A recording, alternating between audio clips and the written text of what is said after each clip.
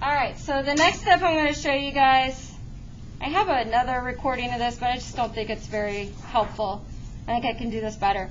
So I'm going to show you guys how to grid this, actually how to do the drawing. So you need your photo, you're going to need your small blocker, and you're going to need a small piece of tape on this. Now I'm going to show you a little trick with the tape. Okay? When you use the tape for these projects, you want to take a piece of tape and you want to put it on your shirt or something. Okay? So put it on your shirt or your jeans, your sweatpants, whatever you got on.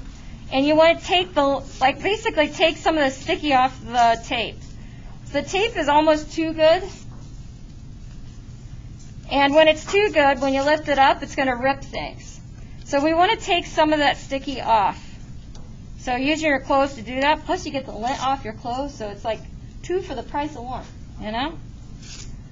So take the lint off your clothes, and then you're going to use this to kind of keep your blocker in place. Now, and I've got already a piece of tape on my big blocker and on my small blocker. Yeah, so you're going to need 2 pieces of tape. One for your big blocker and one for your small. And trust me, this is one of those tricks that will save you a lot of time.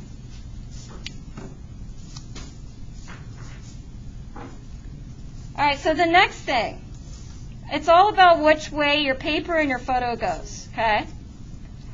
So for this particular photo that I have, my photograph is horizontal. So that means that my paper also needs to be horizontal. So that I have 10 columns going across here at the top of my photo, I should have 10 columns going across on my pastel paper.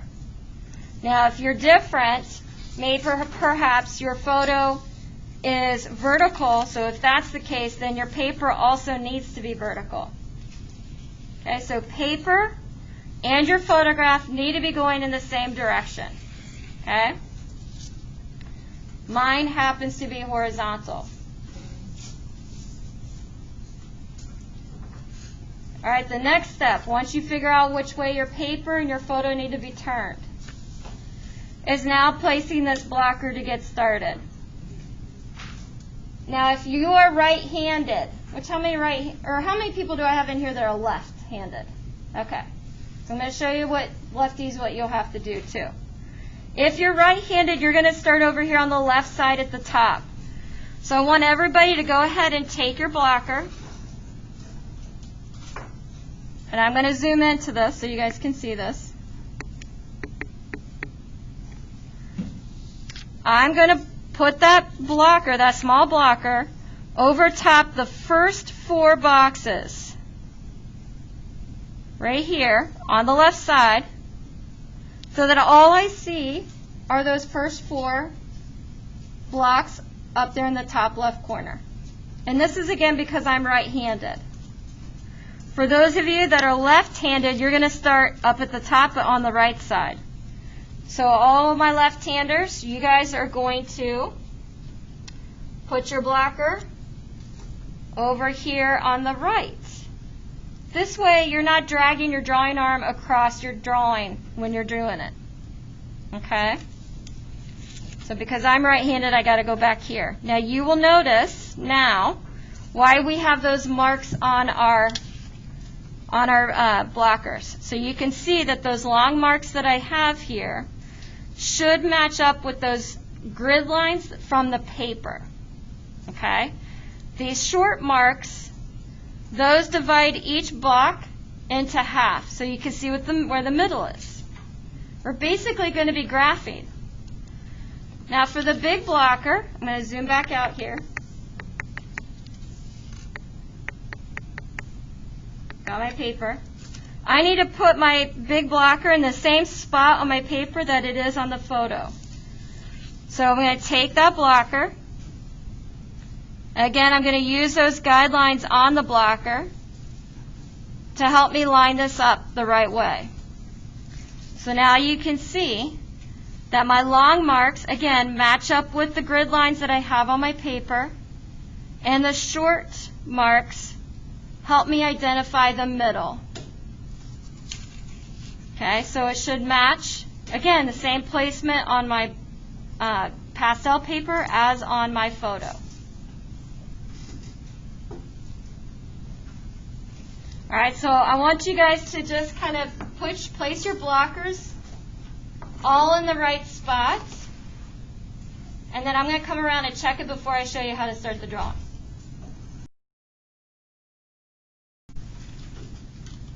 Okay, so first of all, now it's very obvious to all of you guys that I am demonstrating this basically flat on my desk. It's the only way I can film this with the Epson or with the hover cam. But you guys should have your pastel paper and everything on your drawing board. You should have the back of the drawing board leaning up against your table and the bottom of the drawing board on your lap. So that way it's kind of angled up. You'll be able to see what you're doing a lot better. If you draw flat on the table, you're looking at your drawing from a foreshortened perspective and your drawing will be skewed. You never ever work flat on a table. Always have it propped up, okay? This is why artists use easels a lot of times, okay? I'm actually doing this demo standing up, which you can't see, it's because it's off camera. So what I'm going to do is I'm going to zoom into this top left corner where I'm starting. And I'm starting in the top left corner because I am right-handed. If you're left-handed, you should be starting on the top right corner. But I want you guys to see this. So what I do when I start this is I usually have my photo, and my paper close to each other, so that way I can see and I'm not traveling or moving my head all over the place just trying to see this information. So I will always put my reference really close to where my drawing is. And then if you guys look, so I have some shapes in here. Now some of you might not have much going on, and that's fine. Everybody's going to be different. But I'm going to show you how you're going to start this. So again, you're just mapping out. So if I look, there's this leaf right here. I'm going to figure out where that is. Let me see if I can zoom into this even more. Ooh, I can. Good. So when I look at this leaf, it ends, I'm just basically copying what I see in this box right here, this box right there, that box here, this box here. I'm going to make just a mark where I see the end of this leaf. I can see that this leaf hits about the middle at the top of that box, and I can use this grid to help me. So it's about right here. And basically, what I do after I get those marks done, if I need to mark out anything else, I will. Now I'm going to draw this shape in. And again, because I'm dealing with something that's a natural object, it's not going to be perfect. And I'm just going to draw that in there. Just kind of move this line a little bit. Now, white charcoal can't erase. I'm going to be pressing down a little bit harder because I am recording this and I want you to be able to see what I'm doing. You guys should be using very light pressure so that the drawing barely shows up, okay? And I'm just going to keep going. I'm going to make marks where I see objects, edges, touch my grid lines. So these black grid lines on my photo are the same lines as the white ones on my paper. So again, I use that information to help me essentially map this whole thing out.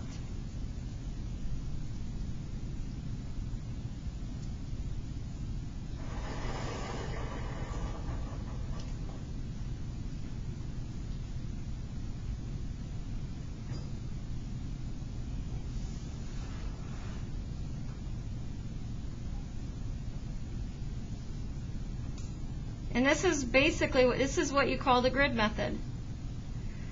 It basically helps you to just sort of dissect exactly what it is that you're drawing into smaller areas. It helps you to focus on details.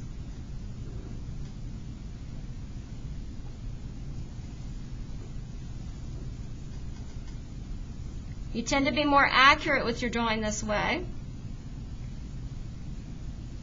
And this is what I would say is sort of recommended if you're ever working from a photograph.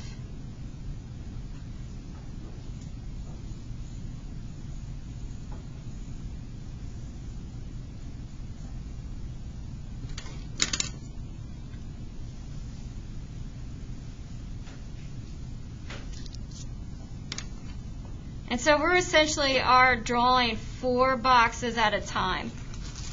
We could draw this 1 box at a time, but I do think it tends to take a little too long to do that.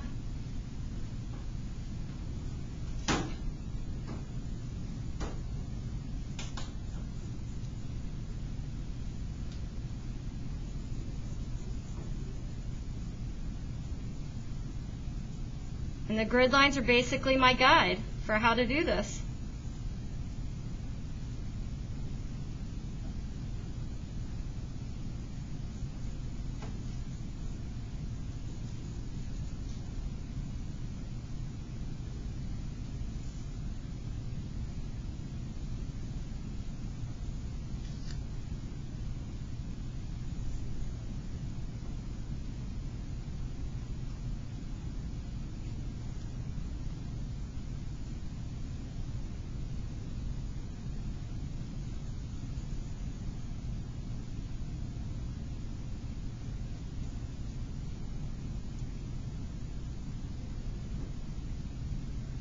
And so I am drawing sort of these white outlines that I added to my photo. So this isn't going to look like a very natural drawing. It's going to look and appear more like I always say it's kind of like a topographical map that shows you the elevation of mountains and things like that. So it's going to look more like that.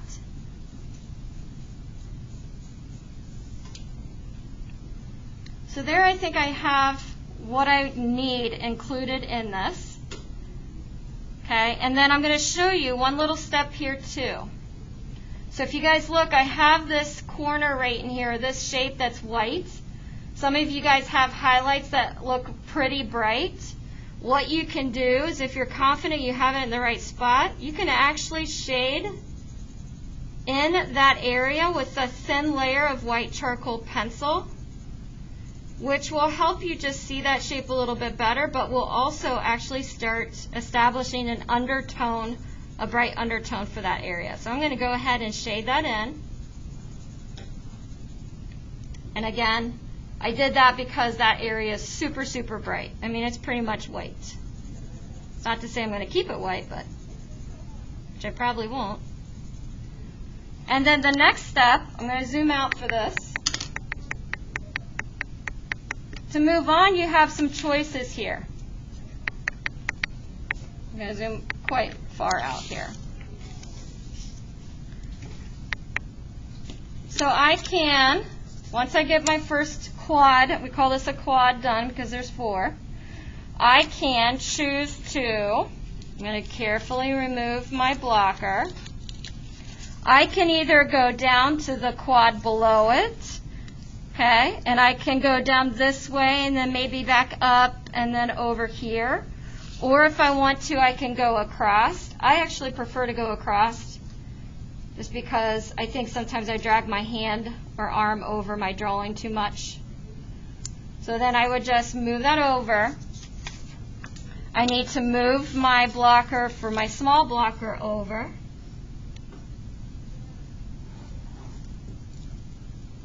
And then when I do this, now this is when the tape does come in handy. I need to make sure that my drawing here matches up with the stuff that's going on here because they connect. So a lot of times I do like to flip my blocker up because it gets a little bit in the way. I want to see how it connects to that one that I just finished. So I'll kind of flip that, but then because I have the tape there, it goes right back in its spot that I need to have it. And the same thing is said too for this. I do find myself moving this around, so sometimes I need to put the blocker here or there. Or I need to flip it out of the way so I can connect my lines and my shapes better. Now whatever you do, you never skip, okay?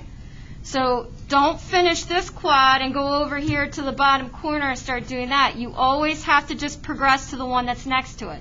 You can either go down or over, but do not skip around. You're going to be asking for a lot of trouble if you do that, okay? So there you go. You guys can start getting to work on that, and that's it.